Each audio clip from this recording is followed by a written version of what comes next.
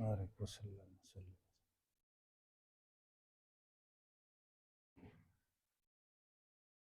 وآیۃ لہم الارض المیتہ، ان کے لیے مردہ زمین ایک نشانی ہے۔ اس سے پہلے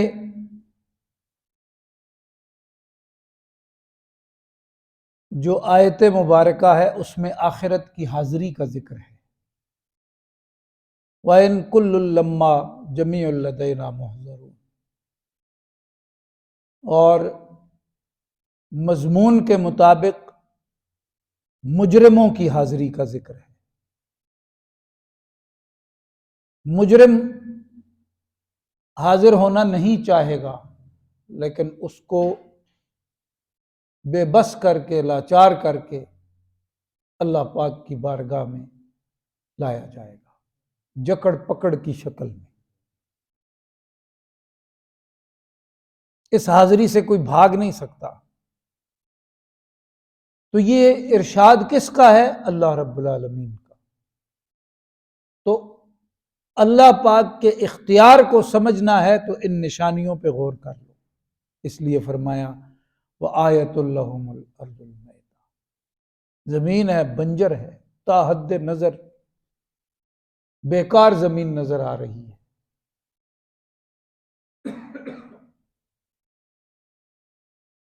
سوکھ گئی، خشک ہو گئی، اس کی جلد پھٹ گئی۔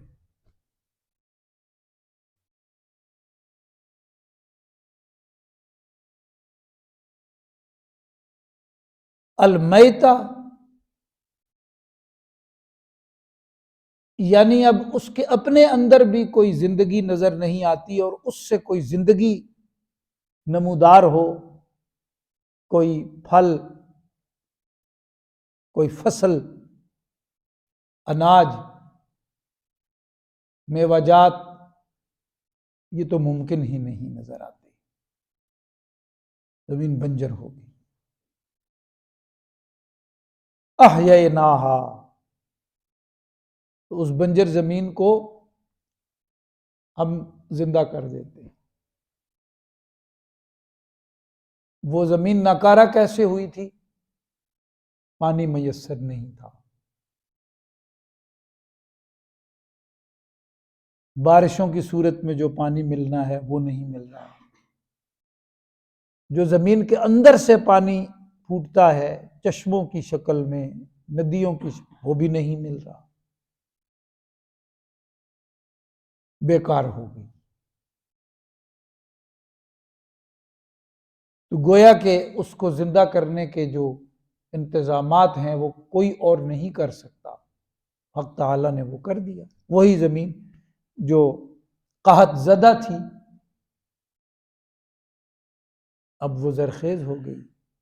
وَأَخْرَجْنَا مِنْهَا حَبًّا فَمِنْهُ يَأْكُلُونَ، بارش برسا دی، زمین کا پانی بھی جاری ہو گیا۔ ظاہر ہے بارش برسے گی تو زمین کا پانی بھی جاری ہوگا۔ اللہ پاک مشکلات سے زمین کی ہوں، دنیا کی ہوں یا آخرت کی ہوں، ہمیں محفوظ فرمائے، ظاہری باطنی سب سے اللہ پاک محفوظ فرمائے۔ جب قحط کی صورت آ جاتی ہے تو زرخیز زمین مردہ ہو جاتی ہے، بارشیں بند ہو جاتی ہیں، زمین کا پانی بھی اتر جاتا ہے، اور موتی اگانے والی زمین اب ویرانے کی صورت بنی ہوئی ہوتی ہے۔ تو بارشیں کون برساتا ہے؟ یہ تمام اللہ رب العالمین کا ہے۔ پھر کیا ہوتا ہے کہ وہی زمین زرخیز ہو جاتی ہے، اس سے اناج اگتے ہیں، فَمِنْهُ يَأْكُلُونَ، پھر کھانے پینے کا بندوبست ہو جاتا ہے، وگرنہ قحط ہے، اور قحط کی صورت میں موت ہے۔ وَجَعَلْنَا فِيهَا جَنَّاتٍ مِّن نَخِيلٍ وَأَعْنَابٍ وَفَجَّرْنَا فِيهَا مِنَ الْعُيُونِ، یہ وہ سب بات ارشاد فرما دی۔ حق تعالیٰ فرماتے ہیں وہ ہم ہی ہیں کہ اس زمین میں سے جو بنجر تھی، مردہ تھی، کھجور اور انگور کے باغات سجا دیے ہم نے. یہ ہم ہی کرتے ہیں. وَفَجَّرْنَا فِيهَا مِنَ الْعُيُونِ، وہی بنجر زمین تھی، اب اس میں سے ہم نے چشمے جاری کر دی. اب وہ ساری رونق آ گئی، زندگی اور زندگی کے اسباب آ گئے. دیکھو انسان کے وجود کو اگر کھانا پینا نہ ملے تو یہ بھی سوکھ جائے گا، سوکھ کے ختم ہو جائے گا. اسی طرح انسان کی ایک زندگی باطن کی زندگی ہے، اور وہ جو زندگی ہے وہ اللہ تعالیٰ کے ذکر سے جڑی ہوئی ہے.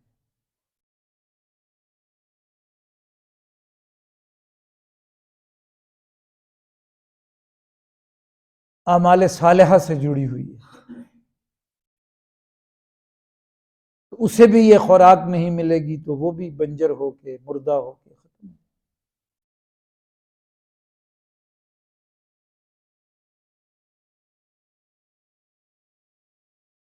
اور اس کی علامات یہ ہیں کہ کوئی دہریہ ہو جائے گا، کوئی کافر ہو جائے گا، مرتد ہو جائے گا. یہ موت ہے باطن کی.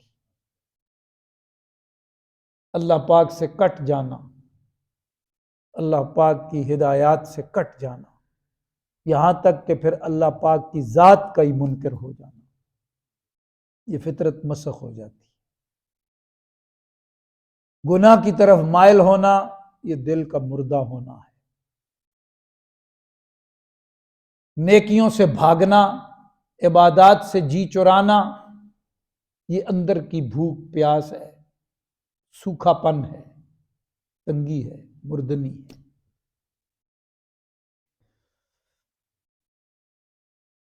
باغات تبھی ثمربار ہوتے ہیں کہ جب پانی کی بہار آتی ہے، می کا برسنا ہوتا ہے. تو یہاں دو پھلوں کا بطور خاص ذکر آیا ہے، کھجور کا اور انگور کا. اساتذہ فن فرماتے ہیں یہ بے مثال پھل ہیں سب پھلوں میں سے.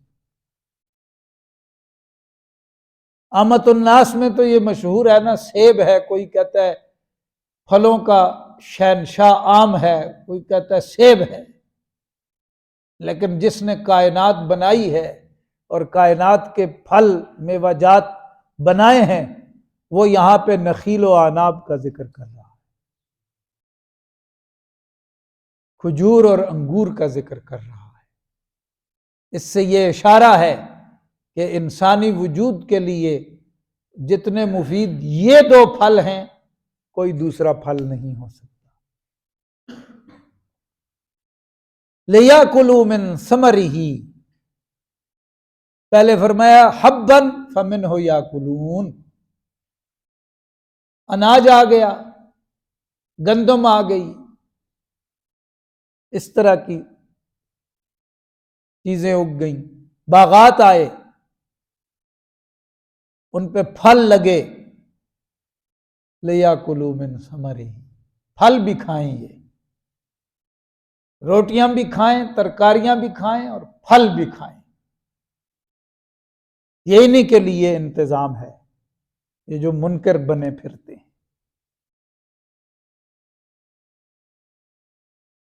یہ عنایات انہی کے لیے ہیں. وَمَا عَمِلَتْ أَيْدِيهِمْ، یہ سارا انتظام ان کے ہاتھوں کا نہیں ہے. ہاں کھیتی باڑی ایک الگ چیز ہے، لیکن ایک دانے سے اتنے دانے اگا دینا، ایک بوٹے سے اتنا پھل عطا کر دینا، یہ ان کے بس کی باتیں تھوڑی. یہ کون کر رہا ہے؟ یہ اللہ. افلا یشکرون، کیوں کفر کرتے ہو؟ شکر کیوں نہیں کرتے؟ سبحان الذی خلق الازواج، پاک ہے وہ ذات، کسی شریک سے پاک ہے. یہ مشرک جو شریک ٹھہراتے ہیں اللہ پاک کے، کوئی شریک نہیں، اس سے اللہ کی ذات پاک ہے۔ اسی طرح کسی عذر سے، کسی معذوری سے، لاچاری سے، کسی کمی سے، کسی کجی سے، کسی برائی سے، کسی عیب سے، کسی نقص سے، وہ پاک ہے، پاک ہی پاک ہے۔ اس کا کوئی ثانی نہیں، اس کا کوئی شریک نہیں، اس کی کوئی مثال نہیں، پاک ہے وہ۔ خلق الازواج کلھا مما تنبت الارض، یہ جو نباتات زمین سے اگتی ہیں، انہیں نہ صرف پیدا کیا ہے بلکہ ان کے اندر بھی جوڑے بنا دیے ہیں۔ یہ جو اگتے ہیں بوٹے، اگتی ہیں فصلیں، ان میں بھی جوڑے ہیں۔ وَمِنْ أَنفُسِهِمْ، اور جن پہ یہ عنایات کی جا رہی ہیں، جو شریک ٹھہرائے اکڑے ہوئے ہیں، ان میں بھی جوڑے بنا دیے۔ وَمِمَّا لَا يَعْلَمُونَ، اور ان تخلیقات میں بھی جنہیں جانتے ہی نہیں، جوڑے بنا۔ اب انسان اس پہ تحقیق کر رہا ہے، کرتا رہے گا۔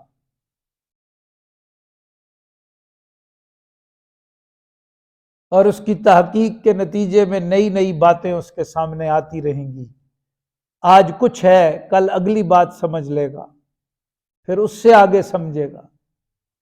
لیکن رب العالمین نے یہ بہت پہلے ارشاد فرما دیا، خلق الازواج کلھا مما تنبت الارض ومن انفسہم ومما لا یعلمون، کیونکہ اس نے وہ کچھ پیدا کیا ہوا ہے جسے انسان نہیں جانتا، اور اس کی تخلیقات ہوتی رہتی ہیں۔ وَيَخْلُقُ مِمَّا لَا تَعْلَمُونَ۔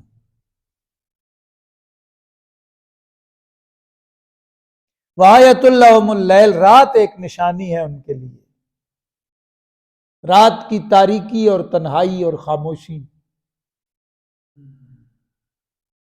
یہ اللہ رب العالمین کے اختیار، انتظام اور حکمت کی ایک نشانی ہے۔ جو ذات یہ کر سکتی ہے وہ قیامت بھی لا سکتی ہے، وہ دنیا کو لے جا سکتی ہے اور تمہیں حاضر کر سکتی ہے۔ یہ سمجھایا جا رہا ہے۔ رات کو دیکھو، نسلخ منہ النہار،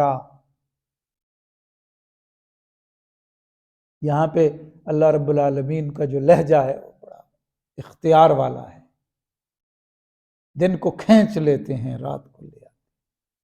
یہ ہم ہیں، اللہ پاک فرماتے ہیں ہم ہیں۔ اجالے تھے، کہاں گئے؟ ابھی کچھ گھنٹے پہلے پوری دنیا روشن تھی، اب کہاں ہے وہ روشن؟ کون لے گیا ہے؟ یہ تاریکی آ گئی، کہاں سے آ گئی؟ یہ اندھیرے چھا گئے، فَإِذَا هُمْ مُظْلِمُونَ، ہم اندھیروں میں ہیں۔ اب وہ جو کائنات روشن تھی،